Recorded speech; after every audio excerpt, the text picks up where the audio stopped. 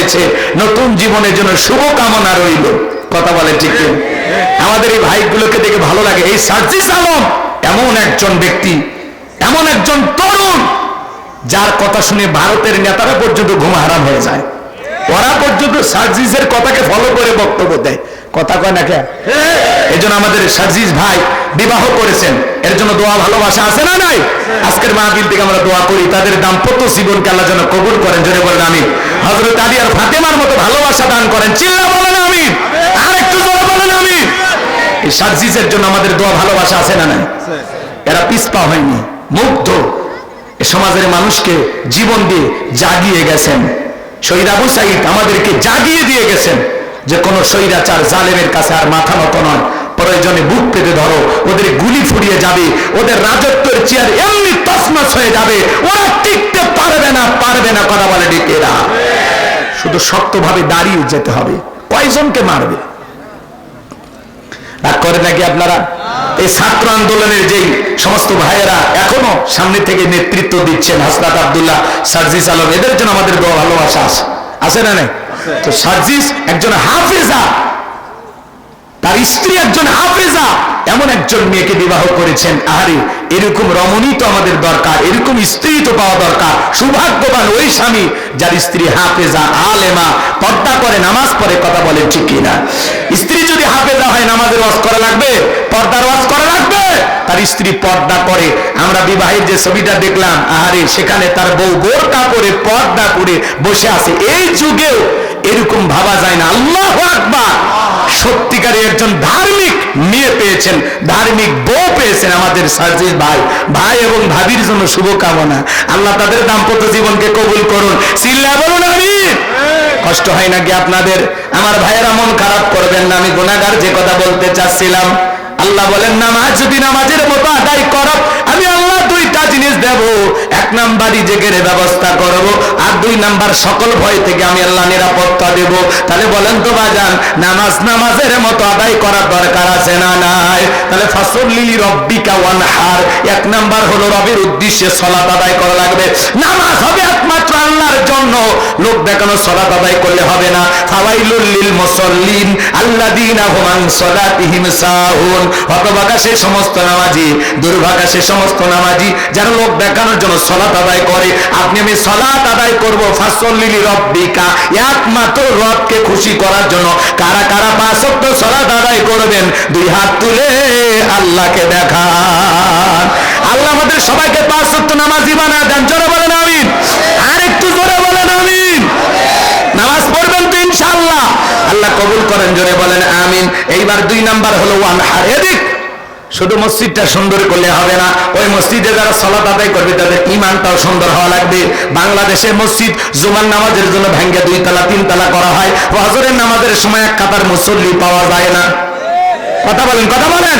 এমন মসজিদ আছে মুয়াজ্জিন একাই আযান দিয়ে একাই নামাজ পড়ে, এরকম মসজিদ আছে না? না। ওই জন্য আমি আমার ওয়াজে বলি, এদেশে নামাজি আছে 5 রকমের, 5 ধরনের নামাজি। 5-এর, 7-এর, খাতের, ঠাতের, ভোটে। কথা কয় না? বুঝলেন না তো? নিয়মিত যারা 5 ওয়াক্ত সালাত আদায় করে, এরা হলো নির্ভেজাল খাঁটি মুমিন, এরা হলো অরিজিনাল মুমিন বান্দা। বলেন সুবহানাল্লাহ। মানে নিয়মিত 5 ওয়াক্ত সালাত যারা আদায় করে, এরা হলো খাঁটি মুসলমান। 5 ওয়াক্ত সালাত এটা রবের বাধ্যতামূলক ওয়াদা। নিজেকে মুমিন দাবি করলে অবশ্যই আল্লাহর বিধান 5 ওয়াক্ত সালাত আপনাকে আদায় করতেই হবে, করতেই হবে, করতেই হবে। আপনি মুসলমান, আপনার কাছে যদি নামাজের ওয়াজ করা লাগে, আর সেটা দুঃখ আছে নাকি? ঠিক। এই কথা বলেন না কেন? মসজিদের পাশেই বাড়ি, কপাল পরে আজান হয়, ওই আজান শুনে উঠে কম্বলের ভিতর থেকে দাঁড় হয়ে পেশাব করে আবার কম্বলের ভিতরে ঢোকে। হুজুর কি তো পেশাব করার জন্য ডাক দিছে? হ্যাঁ, আছে না নাই?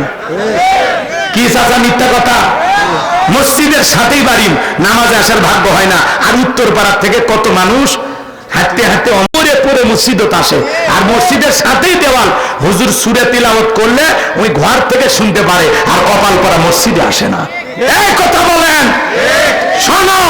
তাহলে নিয়মিত যারা 5 ওয়াক্ত সালাত আদায় করে, এরা হলো খাঁটি মুমিন। 7 দিন পরে পরে জুমার সালাত আদায় করে যারা, লাইফ সাপোর্টে বেঁচে থাকা মুসলমান তারা। বুঝলেন না?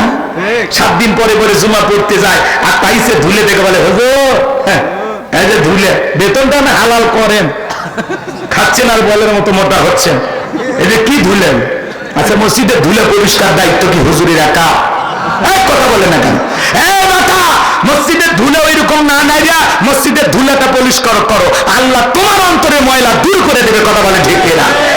বিশ্বনবী এক জায়গায় গিয়ে সালাত আদায় করলেন, নতুন একটা কবর মসজিদের পাশে। আল্লাহ রাসূল এই কবরের দিকে তাকায় বললেন, ও আমার সাহাবীরা, তোমরা কি জানো এই কবরে থাকা ব্যক্তিটা জান্নাতি? সুবহানাল্লাহ। সুবহানাল্লাহ কালমাটার পরে বউকে সাথে নিয়ে বললেন সুবহানাল্লাহ। একটু জোরে বলেন সুবহানাল্লাহ। আমার ভাইয়েরা, সাহাবায়ে কেরাম জিজ্ঞাসা করলেন, নবী গো, এই ব্যক্তি কি এমন আমল করেছে যার কারণে আল্লাহ তাকে জান্নাত দিল? নবী আমার ডেকে বলে, সাহাবীরা শোনো, এই ব্যক্তি নিয়মিত আল্লাহর ঘরটা ঝাড়ু দিত, আল্লাহর ঘরটা পরিষ্কার পরিচ্ছন্ন রাখতো। এই জন্য আল্লাহ তাআলা খুশি হয়ে আমলের কারণে তার কবরটা জান্নাতের বাগান বানিয়েছেন। বলেন সুবহানাল্লাহ। মসজিদ ঝাড়ু দেওয়ার কারণে আল্লাহ যদি তারে জান্নাত দেয়, সেই মসজিদ মাঝে মাঝে পরিষ্কার করা দরকার আছে না? না। তাহলে 7 দিন পরে পরে খালি জুমার 2 রাকাতের সালাম ফিরাইতে দেরি, আসসালামু আলাইকুম ওয়া রাহমাতুল্লাহ, মসজিদের বাইরে ওর পা যেতে দেরি নাই। কথা কর, সুন্নত পড়ে না, সালাম ফিরেন এদিক, সালাম ফিরাইতে দেরি, মসজিদের বাইরে পা রাখতে দেরি নাই। ওই যে সুন্নত না করে বাড়িতে গেল, অবশ্য বউ সাথে নিয়ে যা পরে পরে সুন্নত না। এই ছেলে 2 রাকাত ফরজ পড়লি, সুন্নত পড়বি না কেন? পড়লি না তোরা বল? আরে চাচা মুনাজাত পড়ে, সুন্নতটা পড়লো না, সেই কথাটা আগে কর। কথা কর, মুনাজাত ওর মন চাইলে করবে, না চাইলে না করবে, এটা নামাজের অংশ না। কিন্তু মুনাজাত করবে কারা? যারা পাপী, অনেক পাপ করেছে, আমার গুনাহ আছে, অপরাধ আছে, আল্লাহর কাছে তো চাইতে হবে, না চাইলে কি আল্লাহ দেবে? তাই আর যারা মনে করেন গুনাহই নাই, অপরাধী নাই, ওই খামাকে হাত তুলবি কেন? ও লতিফ সিদ্দিকীর ছোট ভাই, লতিফ সিদ্দিকী বললো না, আমি আল্লাহর কাছে কেন পাপের জন্য ক্ষমা চাবো, আমি তো পাপই করি। তো যাদের পাপ নাই তারা আবার কিসের মুনাজাত করবে? কথা বল না। আল্লাহর কাছে চাওয়ার 2টা সিস্টেম, হয় মুনাজাত না হলে সিজদা দিয়ে। কথা কর। তাহলে যারা মুনাজাত করে না, অবশ্যই তারা সিজদার মাধ্যমে চায়। আর কে কেমনে চাই কেমনে বুঝুন, অর্থাৎ এগুলো নিয়ে ছোটখাটো বিষয় নিয়ে দ্বন্দ্ব করবেন না। আমিন দলিন না সলিন, আসতে না জোরে, নাবিতে না বুকে, এগুলো নিয়ে দ্বন্দ্ব করে। নবী নূরের তৈরি, মাটির তৈরি, এলে নিয়ে আমরা দ্বন্দ্ব করি, আর জালেমেরা টিকে থাকে সিয়ের নিয়ে। জায়গা মতো জান এলে দ্বন্দ্ব নিয়ে লাভ নেই। কথা জান, আপনার জায়গা মতো খুঁজে পাওয়া যায় না, আপনি খালি মিলেত কেমনে বসে আসেন। পরে পরে পরে সমস্যা কি? পরে পরে চলেন না, জায়গা মতো ইসলামকে প্রতিষ্ঠিত করি, সবাই মিলে। কথা কয়, রাগ করেন নাকি? তাহলে 7 দিন পরে পরে জুমার নামাজ পড়ে যারা, লাইফ সাপোর্টে বেঁচে থাকা মুসলমান তারা। হঠাৎ করে শুনবেন মসজিদের মাইকে ফজরে পরে এলান হয়, এই গ্রামের অমুক ব্যক্তি মারা গেছে, ইন্না লিল্লাহি ওয়া ইন্না ইলাইহি রাজিউন। আপনার আমার মৃত্যুর সংবাদ শোনার পরে এলাকার সব লোকজন চলে আসে। ওই গ্রামের আপনার বন্ধু দেখে বলে, এ বই, উত্তরপাড়া বাদশা মারা গেছে, গত 2 দিন আগে মোকামতলা চা খেলেন একসাথে, বিলটাও দিল না। ভাই আমি বিল দিই, ইস সেই লোকটা মারা গেছে, বেঁচে থাকলে আরো 10 দিন চায়ের বিল দিত। কথা কন।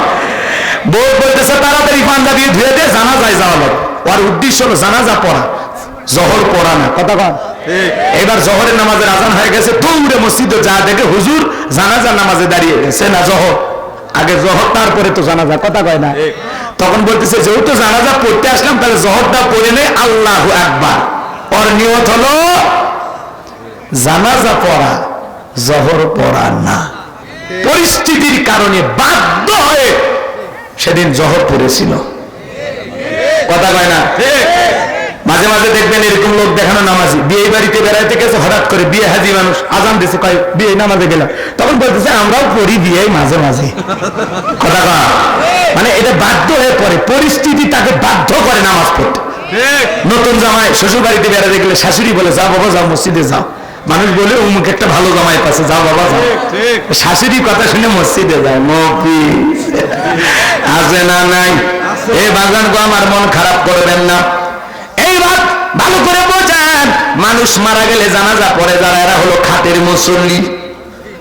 হুজুর যখন দাঁড়িয়ে বলে কুল্লু নাফসিন যায়কাতুল মাউত, সবাইকে মৃত্যুর স্বাদ গ্রহণ করা লাগবে। ভাই আজকে এই ব্যক্তির জানাজা, কালকে আপনার, পরশুদিন আমার, দুনিয়ার থাকার জায়গা না। সবাইকে মৃত্যুর স্বাদ গ্রহণ করা লাগবে। হুজুর ওয়াজ শুনে আফসোস করে আর বলে ঠিক ঠিক ঠিক। কবরে মাটি দিয়ে বাড়িতে আসাও শেষ, সমস্ত ওয়াজ নসিহত সব শেষ হয়ে গেছে, কিন্তু ওই মাটি দেওয়ার আগে এমন আফসোস, এমন অনুশোচনা, চেহারার মধ্যে এমন চিন্তার ছাপ, মনে হয় আজকে থেকে ওই লোক আর নামাজ ছাড়বে না। ভাই কি হুজুরও বলে, ভাই বলেন আজ থেকে কারা কারা নামাজ পড়ুন। এ হাত তোলার বেলা আছে গো, বাঙালি ওয়াদা দিতে মিস করে না, আমল করুক আর না করুক, না করেন করলেই আমার কি। এইবার শোনেন, দুই ঈদের নামাজ পড়ে যারা ঠাটের মুসল্লি তারা নতুন একটা পাঞ্জাবি কিনে বউ কাছে বলে, বগুড়া নিউ মার্কেট থেকে কিনছি, দেখ তো সোনা কেমন লাগে। বলে তুমি আমার গরিবের শাকিব খান। ভালোই লাগতেছে, কথা হয় না কেন?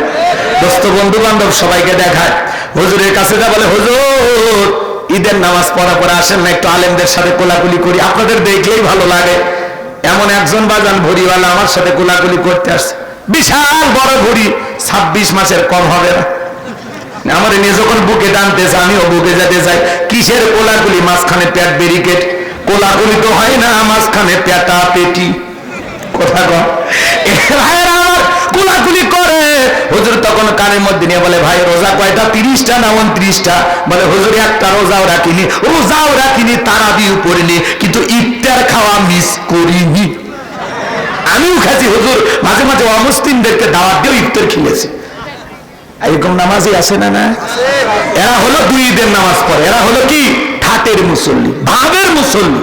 কথাকে বললেন মা, এদিকে খেয়াল করেন, নির্বাচনের আগে মাথায় টুপি, মুখে দাড়ি, গায়ে লম্বা পাঞ্জাবি লাগায়া হাজির হয় যারা ভোটের মুসল্লি তারা হঠাৎ করে বক্তব্য দিতে যে, ভাইয়ের আমার, আগামীতে যদি আমাকে নির্বাচিত করতে পারেন, গ্যাস দেব, বিদ্যুৎ দিব, উন্নয়নের জোয়ারে ভাসিয়ে ডুবিয়ে মারবো ইনশাল্লাহ।